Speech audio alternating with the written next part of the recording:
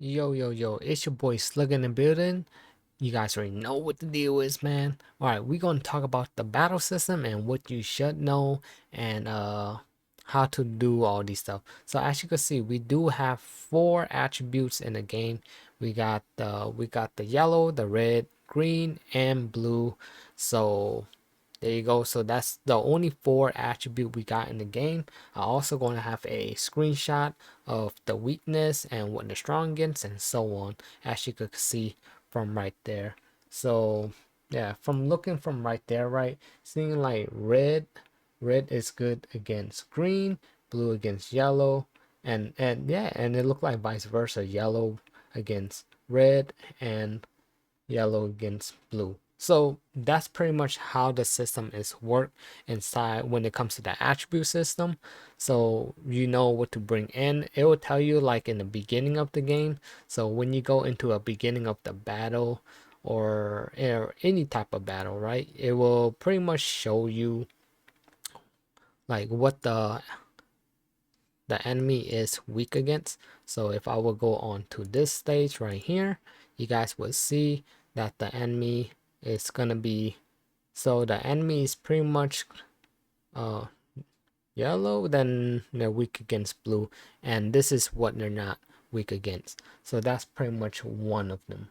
So that's down for the attribute side of this. So now let's go on to the classes.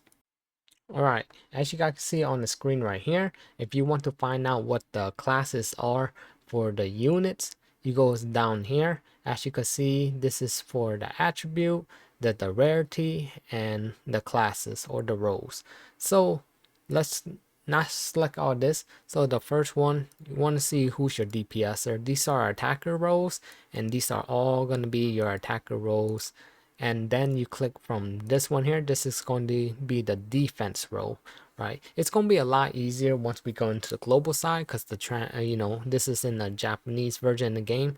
But I just want to show you, just click on this tab so where you want to see all the roles for the units. So that's the defensive roles, and right here this is the buffing role.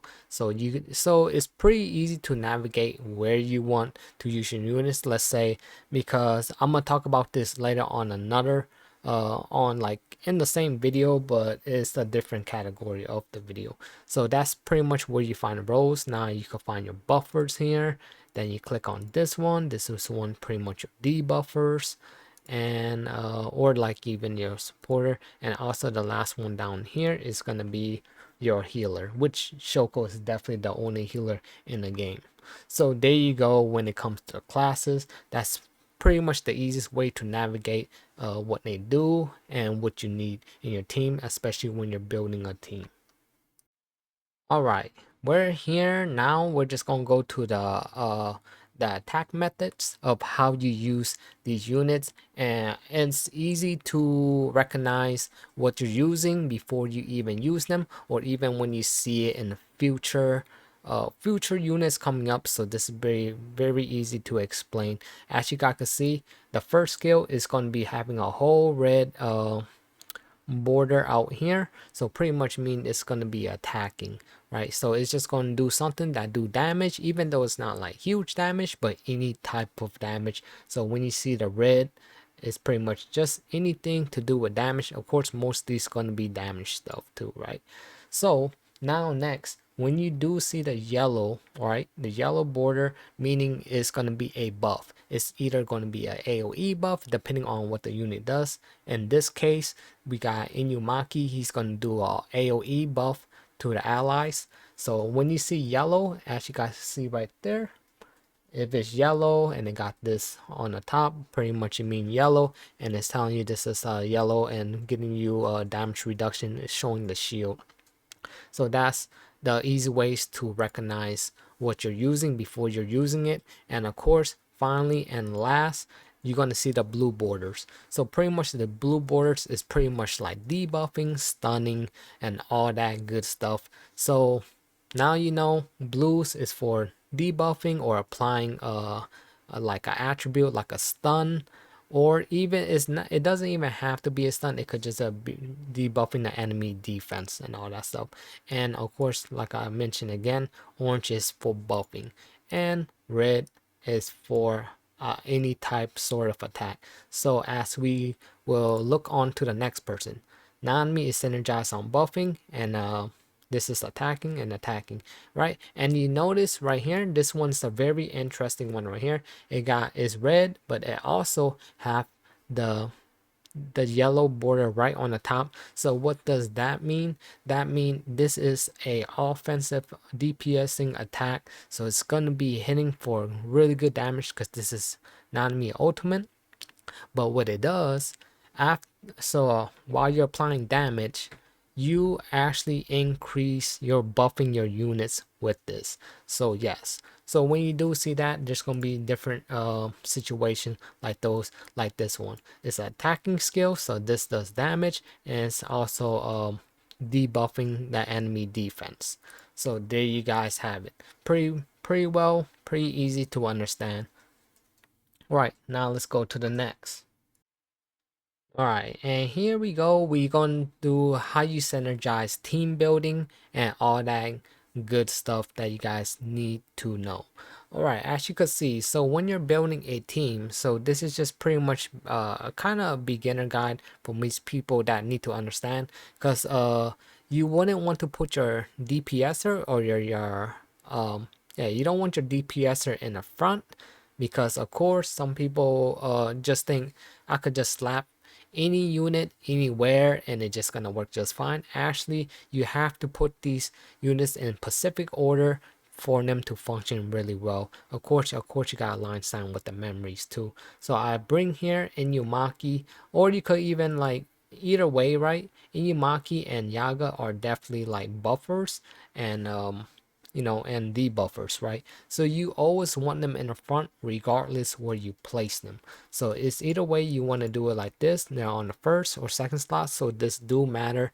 And of course, Toji and Gojo are my DPSer. These guys won't be in the global launch, but you guys know what I mean. So if you got the other Gojo, so you'll have your two DPSers in the back, or even if you want to run 3 buffer, but always have your DPSer in the back. And you can see on a fifth slot, on a back slot. So the way the fifth slot work, you always want to have a unit over there. You can also use a friend 2 times a day, so might as well utilize that when the global launch comes in. So that's going to be really coming in clutch. But the person you want on the fifth slot is pretty much depending on, it's really situational what you're doing. It's like you're lacking DPS, or or let's say like your buffer are dying too early, you know what I mean?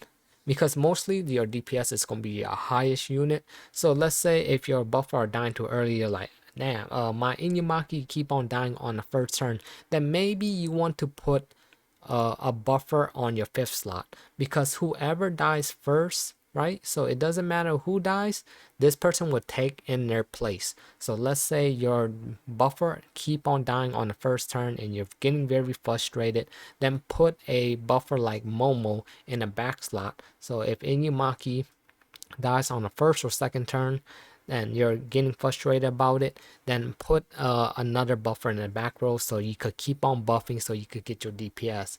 But if you're lacking DPS and for some reason your DPS is not handling it, but your buffer are doing just fine, I think it's really nice to put a DPSer on your fifth slot. So this is just the oncoming slot, so you only start with four units in the game, right? But then once one of these units fall, then the fifth unit will replace whatever spot there.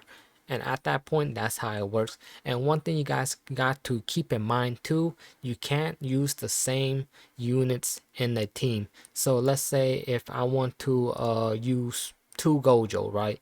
You can't use 2 Gojo, as you can see. You're restricted from that. So this is a really good to understand. Like this is it's going to be one of the game where you can't have 2 of the same unit, but what you can do, you course you could switch off. Now they're letting me, I could switch out Gojo, because now that you could switch, you could have one of the same, so you can't have the same units in there. So that's just one really good thing to know coming into the game and knowing what to do in the global version of the game. So when you see like, all right, you like, let's say you like Nabara, you can't use the R Nabara and the SSR Nabara in the same team. So that's one thing to keep in mind.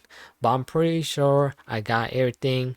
That's pretty much the battle system, which you guys need to know, need to understand how to build teams and why you put them in certain orders where it is. But then here's one other thing too.